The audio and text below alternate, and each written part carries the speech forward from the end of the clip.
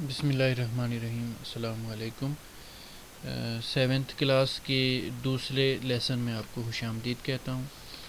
पिछले लेसन में हमने एलिमेंट्री कैनाल के पार्ट्स डिस्कस किए थे कि उसके 6 पार्ट्स हैं: mouth, throat, oesophagus, stomach, small intestine और लार्ज इंटेस्टाइन। और इनमें हम जो है सबसे पहले हम माउथ या ओरल कैविटी को यहाँ पे डिस्कस करेंगे। इसमें बुक का कंटेंट में रीड और ट्रांसलेट करता जाऊँगा ताकि बच्चों को समझने में आसानी हो। Mouth is the starting point of digestive tract. Here food is broken down into smaller pieces. Papilla of tongue grip the food. Saliva lubricates it and the teeth chew and grind the food.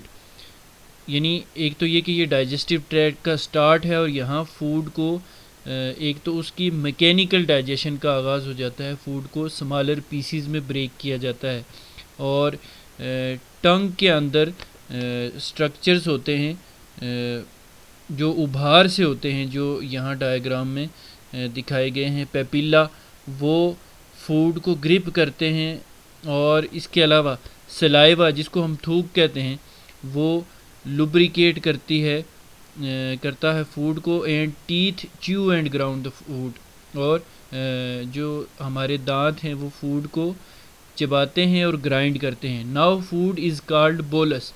अब ये जो चबाने के बाद और saliva के मिलने के बाद जो फूड बन गई है इसको बोलस कहते हैं, या उर्दू में इसका तर्जुमा नवाला किया जाता है, लेकिन ये जो चबाया हुआ नवाला है उसको कहते हैं। The digestion of carbohydrates present in food starts in mouth. जो फूड में कार्बोहाइड्रेट कंटेंट है, स्टार्च वगैरह है, ये माउथ से इसकी डाइजेशन स्टार्ट हो जाती है। और इसकी वजह ये होती है कि फूड में सलाइवा मिक्स हो जाए, due to mixing of food with saliva. और सलाइवा के अंदर एक एंजाइम सलाइवरी एमाइलेज होता है जो कि कार्बोहाइड्रेट्स की डाइजेशन का आगाज़ कर देता है। The food in the form of bolus can easily pass through the pharynx into stomach.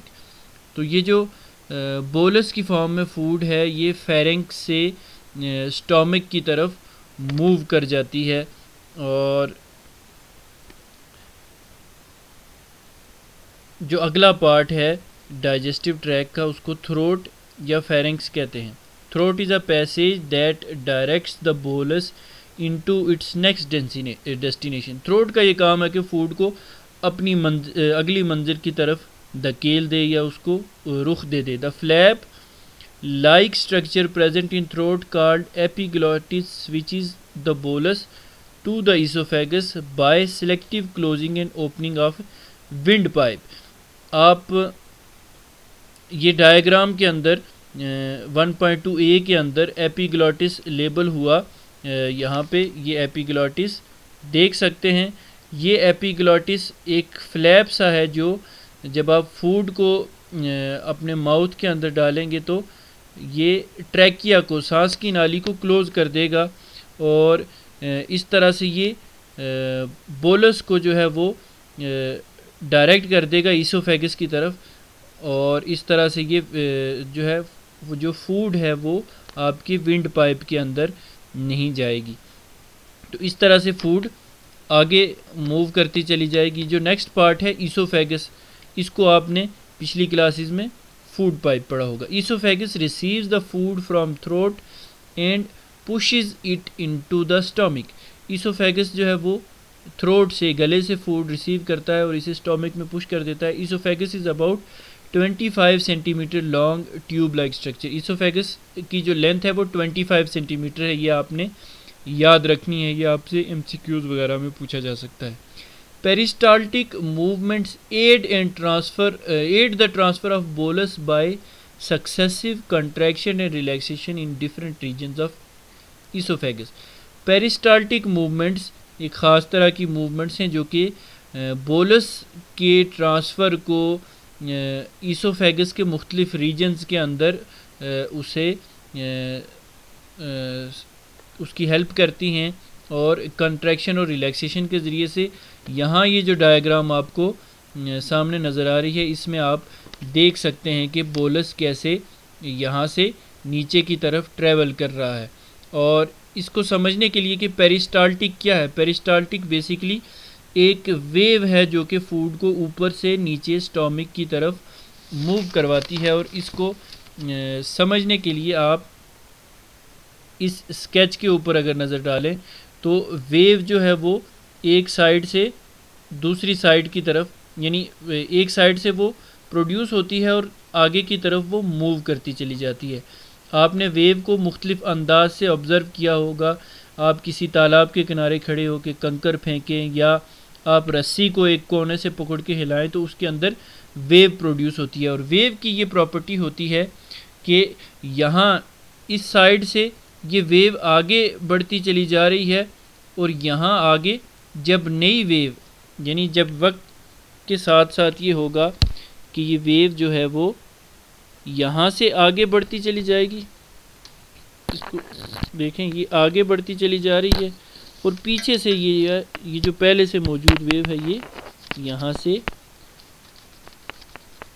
ख़त्म होती चली जाएगी। इसी तरह से पेरिस्टाल्सिस भी होती है कि स्टार्ट से जो है, जब फूड पार्टिकल बिल्कुल स्टार्ट से वो मूव करना शुरू करता है तो नीचे आते हुए ज़ाहिर है पीछे वेव प्रोड्यूस होगी, वो उसको पुश करके आगे लाएगी और पीछे से इसोफेगस क्लोज हो जाएगा, आगे से वो ओपन होता चला जाएगा और इस तरह से वेव की सूरत में फूड आगे की तरफ मूव करती है।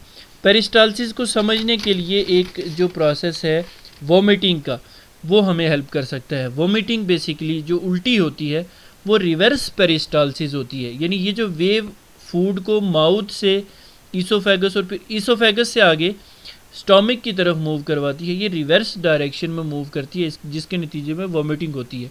आपको वोमिटिंग का एक्सपीरियंस होगा तो वोमिटिंग के दौरान आप फील कर सकते हैं कि कैसे रिवर्स डायरेक्शन में वेव मूव कर रही है जो फूड को यहाँ से वापस ऊपर की तरफ मूव करवा रही है और वो माउथ से वापस आउट हो जाती है। तो ये था आज का टॉपिक जिसमें हमने जो है 3 पार्ट्स पढ़ लिए एलिमेंट्री कैनाल के। एक माउथ में फूड की डाइजेशन कार्बोहाइड्रेट्स की शुरू हो जाती है, सलाइवा की सूरत में ये डाइजेशन यहाँ पे शुरू हो जाती है, फिर आगे वहाँ से फेरेंक्स की तरफ जो है फूड मूव करती है और फेरेंक्स के अंदर एक स्ट्रक्चर है एपिग्लॉटिस जो कि फूड को ट्रैकिया के अंदर जाने से रोकता है। फिर आगे ईसोफेगस में फूड जो मूव करती है वो पेरिस्टाल्सिस के ज़रिए से मूव करती है जो वेव की एक फॉर्म है। तो यही था आज का टॉपिक। आज के टॉपिक के हवाले से असाइनमेंट तो कोई ख़ास नहीं है, साथ इसमें एक इंटरेस्टिंग इन्फॉर्मेशन आ रही है, वो हम पढ़ लेते हैं। Approximately 1.7 litres of saliva is produced each day, यानी तकरीबन 2 लीटर के लगभग जो है सलाइवा या थूक रोज़ाना की बुनियाद पे पैदा हो रही होती है। तो इंटरेस्टिंग इज़ इट। तो आगे नेक्स्ट लेक्चर में इंशाल्लाह हम स्टोमिक के बारे में पढ़ेंगे। Thank you.